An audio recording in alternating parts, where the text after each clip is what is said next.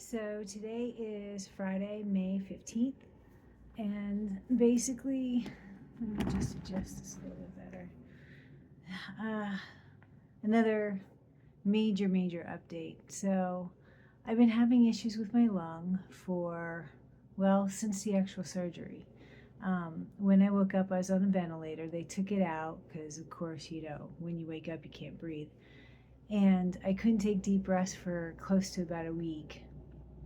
So that was, sort of an issue that they kept a check on, which they did x-rays every day. And there was always something with my lung, but nobody basically really bothered to do anything. Just let it go, it'll heal, whatever. So I get out of the hospital, go for radiation right away for the lymph node, go to chemo right after that. And in the interim, I ended up getting a weird cough. Not like a cough if you're sick, not a cough that brings up any kind of phlegm or anything, just like a dry cough. And I did mention it, but again, nothing really being done about it. I finished out the chemo treatments a couple weeks ago now, and they decided to do a CAT scan, and they, saw some things that they were concerned about, so they sent me off for a PET scan. So I got the PET scan done, and I basically lit up like a Christmas tree with my lymph nodes in my lung. So from that point, they decided to do biopsies to make sure, everything's okay. Because again, they're very concerned. And in the interim, I'm getting shortness of breath. It's, a little tricky doing things, or, like constant talking sort of wears me down a little bit, like breathing wise. If I try to take a deep breath now, there's a little bit of like pain, so it hurts a little bit.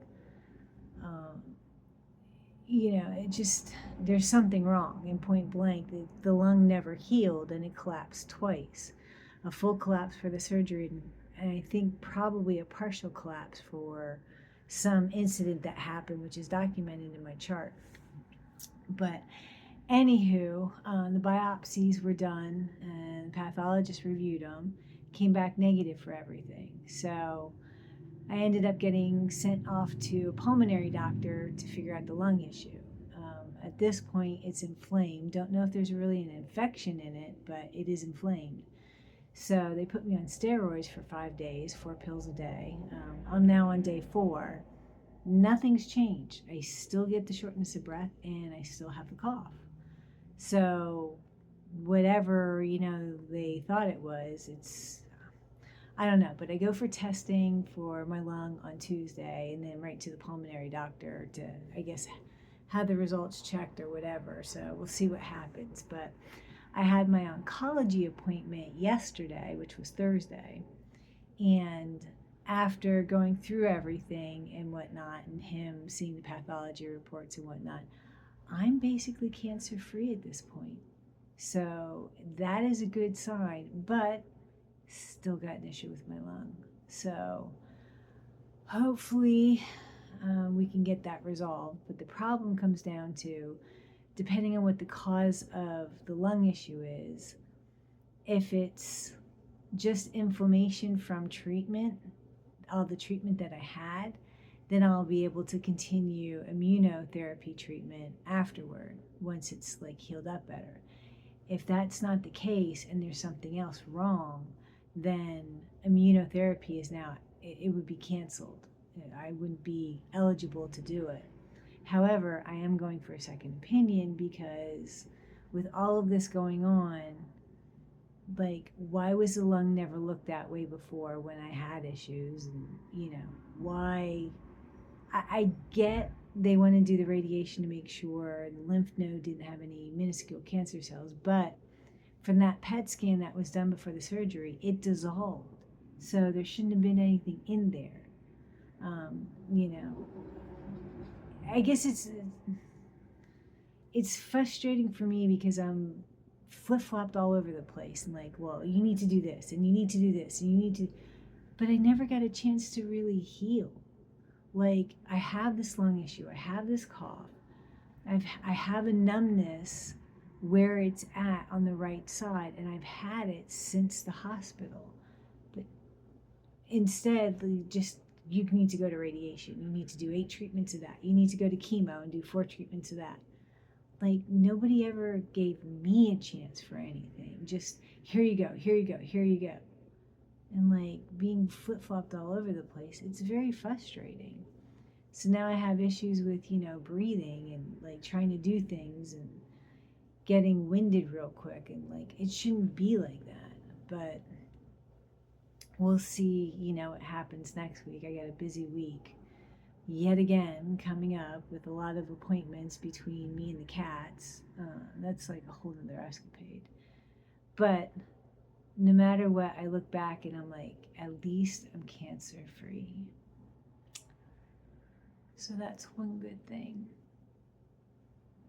Like, I didn't really know if I'd even get to that point. Like, with everything going on and they sending me here and there and there and here, and then doing the scans, and the scans lighting up like a Christmas tree scared the living fucking hell out of me. And I really thought I was going back downhill. I thought, maybe I did end up having cancer in the lymph nodes. And like, then I'd be, palatable, that they wouldn't be able to operate anymore. And then I'd be stuck with it for life. And like, it just literally scared the living fucking hell out of me until I saw the pathology report that said everything was there was no malignancy there at all. So it was like everything was negative. And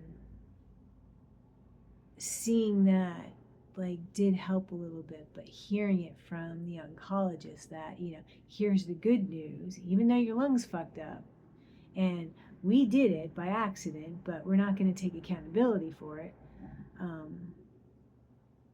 Yeah, it's a good feeling. It's an emotional feeling, but it's a good feeling. So right now, my son and I have a running joke going on. We tried to talk to the doctor about my chart and the atelectasis that's listed in there, which basically, if you look the word up, Atelectasis, atelectasis, means a collapsed lung or a partial collapsed lung. It's in my chart everywhere. For every x-ray that was done, it's listed in there to some degree. So it's always been a part of the lung issue. And when we confronted him about it, he's like looking through my chart, the doctor, and he types in the word collapsed. Well, nobody's going to write in the chart collapsed lung. They're going to label it as a medical term, not a common term. We would say collapsed. They're not going to say that. They're going to say atelectasis. So, like, and it's there. You can go into my chart and you can see it. You can see the word everywhere.